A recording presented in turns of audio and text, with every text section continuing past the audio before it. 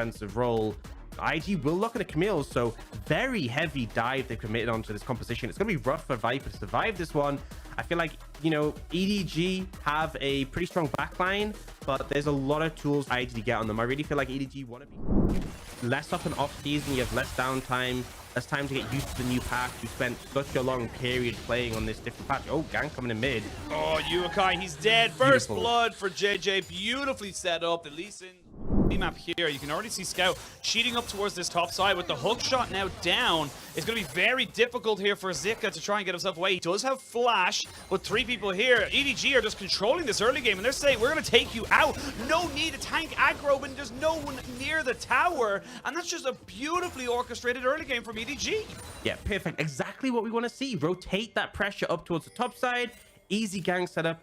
On Zika, he will be able to TP in and catch the wave, but now they are looking for a play. Lucas is here to back them up.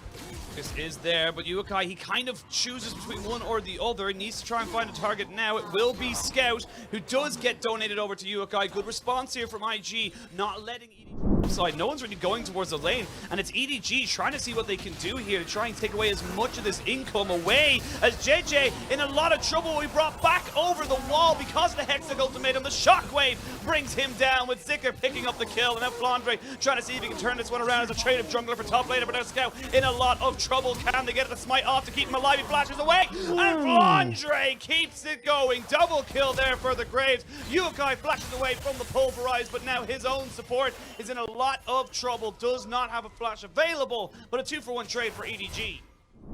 Resources EDG are throwing into this top side. It makes sense. They want to go for it. We are going to see the pulverize miss as we now got the Zeri trying to go in over the wall. This is great kiting though from On. He dodges everything. Shockwave will go completely awry, but that was beautiful from On in the bot lane. Top side of the map, they are just going to throw down the Herald. They will look at the plates. John, you should be able to contest this. Yeah, they are going to contest it. There's the Hextech ultimate coming down on the Flandre, and they're going to try and burst him out. Shield bow or not, he is still dead. Shutdown goes over to Yukai, and now JJ trying to run away. Does have the safeguard, should be able to keep himself safe, but Yukai wants a little bit more. Does have the command attack. Not quite able to get it into position, but again, really, really good answers here from IG and EDG. And again, their team fighting is so good. I feel pretty confident, right? If they go late, they can play this one, but oh, looks like they might be caught out. He's dead. He doesn't really have many places to go. As I say that, they do miss the end of the lines. That should be enough to try and keep him safe. As I say that, though, Mako and the Rise coming up here. They want Zika dead. Double pink ward and all. Give it over to Scout. They got to make something happen. They will have to invest the Rise ultimate, but they get a kill and a turret for the sake of a dragon in that bot side. Side or even top side jungle, then get away with taking away these camps. Get away with trying to push away. As we can see, the onslaught of shadows comes out, and now we're going to see Flandre in a lot of trouble. He has a flash, but I don't know if he's got anywhere to go. The immortal shield bow keeps him alive for just a second, but Yukai, we talked about this guy in the first. To look to contest that priority and use that power to force in. Remember, they are a dive composition. They have the tools to force in if they need to. Yeah, that's a quick look at summoners. I'm going to stop myself right there as they're going to jump straight onto Mako. Zika goes in and goes back out, gets the unbreakable will out of the Alistair. Great damage on the side though from Scout, and that's going to be a kick fit from the Lee Sin. No, he doesn't get it. The shockwave comes out to try and keep Yukai alive. It's a trade of 2-for-1 as On forced to flash away. They will get the Realm Warp right behind the turret. They are very deep, but they're not quite able to find this one out for themselves. They will be able to get themselves this mid lane turret. What else can they get, as well as the rest of IG? They've been taken away from the safety of their base.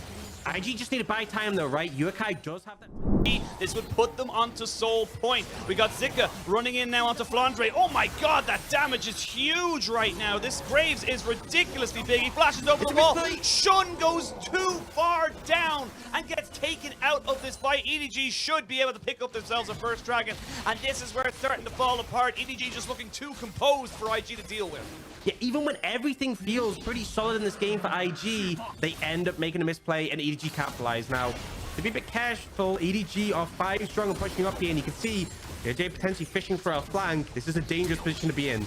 Oh, there goes the Super Mega Death Rocket. They're going to go in with the solar flares to try and get underneath the tower. There's going to be the ultimate from the Zeri, though, and you've got to be very careful here if you're EDG. But they've already taken them down. They've got the damage. They've got too much to deal with, and it's going to be 4 quick kills. All of a sudden, we've gone from dead even to a 3,000 gold lead.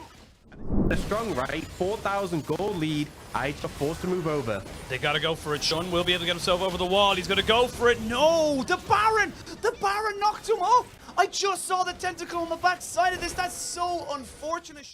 Because IG have not gotten Zika, who's been their shining light so far. And JJ going to find himself in the mid lane. Good shockwave from Urukai, but you've already been caught out. Nowhere for you to go. It feels like it's going to be a dead. And Lucas just haven't played the game. They just basically had to deal with this 4v5. Yeah, they said, see you in 20 minutes. We both got cold. They turned up 20 minutes later and they're like, nah.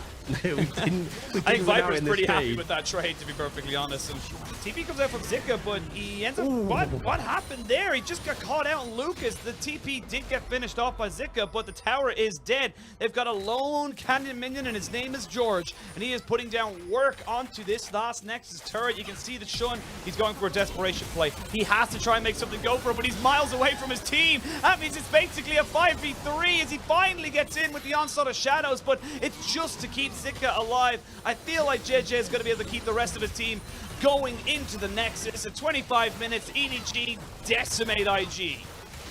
Yeah, I mean, the early game, I gotta say, I don't think it looked too bad for IG. They had some positive plays despite the pressure from EDG's mid jungle, but the second you give them any room, it was that third dragon fight, EDG found a successful play.